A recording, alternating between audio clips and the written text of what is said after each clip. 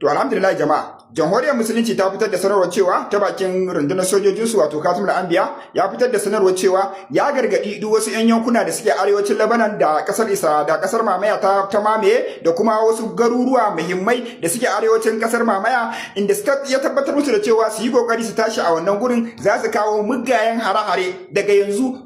zuwa koyaushe. Hakan ya biyo baya ne a daidai lokacin da bayanan sirri ya samu kasar jamhuriyar musulunci da cewa kasar Amerika da kuma kasar mamaya sun shirya wani mummunan mamayar da ba a taba gani ba a Lebanon kenan, inda suka shirya manya-manyan jirage na yaki za su kai manya-manyan hare-hare da kuma dubunnan sojoji inda za su kutsa da karfin su da karfin kasar Amerika su kutsa su kwace Lebanon gabaki daya. Ba fa su kwace arewacin Lebanon inda ake fafatawa da dakarun mai nasara ba, su kwace Lebanon gabaki daya domin wai hakan suke ganin zai zame musu zai musu mafita. Nan take jamhuriyar musulunci ta fitar da sanarwar cewa to idan kasar mamaya da kasar Amerika suka tabbatar da wannan to za su aiwatar da muggayen hare-hare wanda ba su taba kai wannan hare-haren a kasar mamaya ba, inda kuma suka fito suka ce sun yi watsi da duk wata yarjejeniya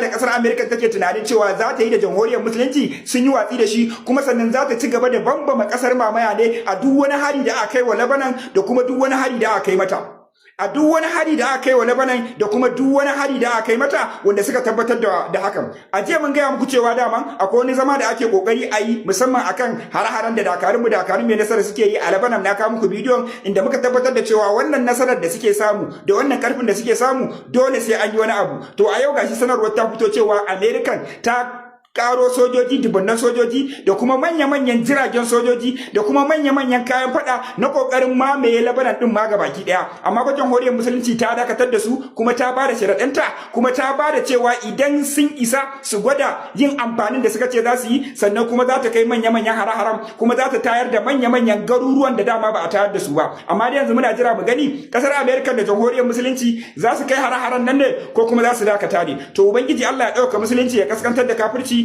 ya da kawunan kan musulman duniya gabaki daya, ya nuna mana munafukan musulmai. Allah jama'a, kowa ya tuba dan wuya ba lada. Daidai lokacin da jamhuriyar musulunci ta fitar da gargadi da kuma sanarwa da kai manya-manyan hare-hare a arewacin kasar mamaya da ke bakin bodan Lebanon, nan take da fitarwar wannan sanarwar kenan, nan take sai ga Trump ya fitar da sanarwar cewa ya umarci wato gwamnatin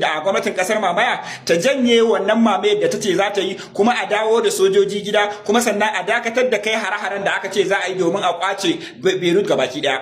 Wannan fa Trump ne ya faɗa, kuma ya nemi wannan shawarar ne bai ma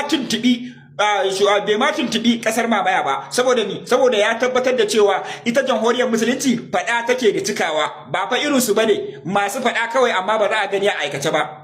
Yanzu kuma gashi kuma ya fito ya tabbatar da cewa yana kokarin ya ga yanda za a yi a samu sasanci tsakanin dakarun mai nasara da kuma kasar mamaya, inda sasancin ba za a taba samu ba. Sasanci ɗaya ne shine su janye daga inda suka mamaye, kuma su janye su bar wasu yankuna da suka mamaye a arewacin Lebanon kenan, sannan kuma su biya diyar asarace rayukan da suka kashe a wannan yankin kenan. Yanzu dai gashi nan kun gani, daman je mun gaya muku cewa za su yi wani abu zuwa yau din nan, to gashi dan yanzu sun fito sun so su yi dukan da suka dade ba su yi wa Lebanon ba, inda suka so ma kwace gwamnatin da yake ita ma gwamnatin lusar gwamnati ce muradun take bi, inda suka so su yi amfani da ita ba yadda ba su yi da ita ba domin su gano nasara akan dakarun mai nasara. Abin ya gagara saboda sun yi karfin da dole sai dai a kalle su kuma gashi ba su iya kare yan kasar za su yi ba, gashi kai hare-hare ake yi har cikin babban birnin Beirut. To yanzu gashi nan sun dauko ma mai kasar ma gabaki ɗaya, za a kwace gwamnatin gabaki daya. Ita kasar mamaya a yanda ta faɗa za ta kwace gwamnatin Lebanon din gabaki daya. Ga kasar jamhuriyar musulunci ta fitar da sanarwar cewa to ita ma za ta kwace kasar Isra'ilan gabaki daya. Me za ta kwace ta? Za ta kai mata hare-haren da sai an neme ta an rasa. Yanzu gashi Trump da kanshi ya fito yana cewa ya dakatar da wannan mamayar, kuma ya umarci kasar mamaya ta janye sojojinta, kuma ta dawo, sannan kuma ta janye inda ta kwace din ma, kuma da inda ta mamaye sama da shekara da shekaru za su zauna, za su yi zama da dakarun mai nasara. Amma me kuke tunani wannan zaman zai yi, wanda an yi zaman nan ba ɗaya ba, an yi zaman nan ba biyu ba, an yi zaman nan ba uku ba, kuma duk waɗanda suke karya yarjejeniyar zaman nan kun san kasar mamaya ce, kun san kuma duk alƙawarin da aka ɗauka sai sun karya. Amma yanzu ga wuta ta yi wuta, masifa ta yi masifa, suna kokarin ƙulƙulla jamhuriyar musulunci, su kuma ana kokarin shafe su ga baki ɗaya, inda idan ƙarfi suke ji jamhuriyar musulunci tana da shi, idan jiragen yaƙi suke ji a jamhuriyar musulunci tana da shi, idan ko duk abin da suke ji jamhuriyar musulunci tana da shi, kuma sannan ta tabbatar da cewa za ta yi kuma din ma za ta yi ne. To yanzu gashi nan rikicin Lebanon yana neman ya kare saboda duk zaman da aka yi fa kokarin yadda kuka ga jamhuriyar musulunci yarjejeniyar Iran da American ya gagara karewa ba akan komai bane ba, akan cewa ita jamhuriyar musulunci lalle ilalla ta ce sai an sa kasar Lebanon a ciki, su kuma ba sa bukatar su sa kasar Lebanon a ciki, so suke su mai da Iran gefe da sunan yarjejeniya, su kuma su zo su karar da jamhuriya da kasar Lebanon su kwace ta, ko kuma ce su ci gaba da kashe bayan Allah kamar da suka yi a Gaza, inda jamhuriyar musulunci ta ce ba zai taba yiwuwa ba. Sannan kuma ta fito dumu gadan a wannan karan ta nuna cewa za ta yi abin da ba su taba tunanin za su yi ba, ko kuma za ta yi musu abin da suke kokarin yi wa Lebanon. To yanzu dai gashi nan sun janye, kuma muna tunanin tunda kuka ji Trump ya faɗa za a koma, to za a je a sake sabon shiri dai, ba mu san ko mi za su yi nan gaba ba, amma dai wannan shirin da wannan budget din ya riga ya rushe. To jama'a sai dai mu ce inna lillahi wa inna ilaihi raji'un. Saboda wani matashi a nan Libya shekaran jiya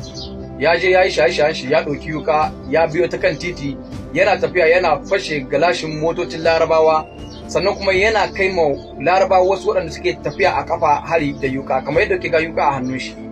Wasu sun ce dan Najeriya ne, amma da Allah matasa a daina shaye-shaye, a daina shaye-shaye. Sannan kuma aka ce nan take wani balarabe ya fito da bindiga shi ya halbe shi a kafa, wasu ma sun ce kashe shi ma yi gaba daya. Waɗannan Larabawan da kuka sani dama suna neman su kashe mu. Zaka kana tafiya bisa kan titi, wani zai nemi ya kwabe ka da mota, balle ka dauko yuka kana hoshe musu gilashin motocin su, sannan kuma kana kai mu wasu hari da yuka. Kai me kake jira? Ai ka san sunan ka sori, ba shaye-shaye ba, ko Niger ne a kwakwalwarka wallahi sai su kashe ka. Allah su ba sa dubin cewa shaye-shaye kai, no, su kashe ka za su yi, saboda dama sun gaji da mu waɗannan mutanen. Wallahi waɗannan Larabawan sun gaji da mu. Allah kawai kuna ganin su ne mutanen da a banza a zo a iske kaka maka attack, balle ka ɗauki yuka a hannu. Ha haba, mu dinga sani abin da muke da Allah, takarun mu dinga sani abin da muke. A rage shaye-shaye, a rage shaye-shaye, amma daina shi, a bar shi ma kwata-kwata. Ha haka shekaran ya muka ga wani wai ya ɗauko musa yana cin musa da ranta yana cinta nama kwanya. Wai da Allah mu yuke su kai, la hawli wala quwwata.